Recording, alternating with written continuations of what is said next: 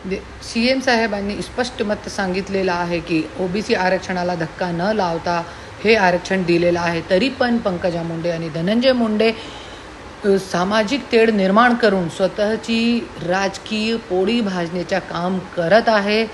आणि मी बोलते, आज गेले 40-45 वर्षपासून झेडपी से लेके जिल्हा परिषद, पंचायत समिती, नगरपालिकामध्ये आमदारगी, खासदारगी सगळीकडे तुमची सत्ता होती.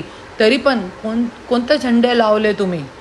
आणि आज तुम्हाला लढायचं आहे ना, खरंच तुम्हाला लोकांच्यासाठी लढायचं आहे, पब्लिक जनताच्यासाठी लढायचं आहे, आपल्या समाजासाठी लढायचं आहे, तो तुम्ही प्रत्येक लढा हे मुद्द्यावरती लढा. प्रत्येक पंचकोशीमध्ये एक हॉस्पिटल व्हायला पाहिजे. आज दूरपर्यंत लांब एक हॉस्पिटल पण नाही आहे. अरे क्या गावामध्ये मनुष्य नाही असते का?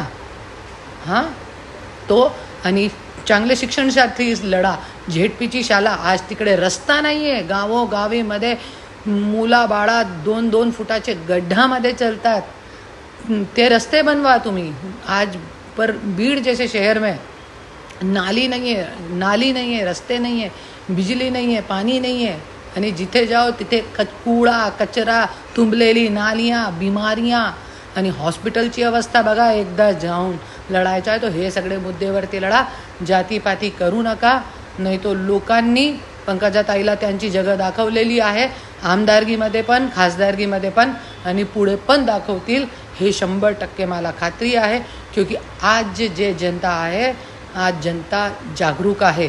आणि धनंजय मुंडे एक म्हणत होता माझ्या समोर, राजनीति में मुद्दे और मुर्दे जिवंत ठेवावं लागते. राजकारण जरी करायचं आहे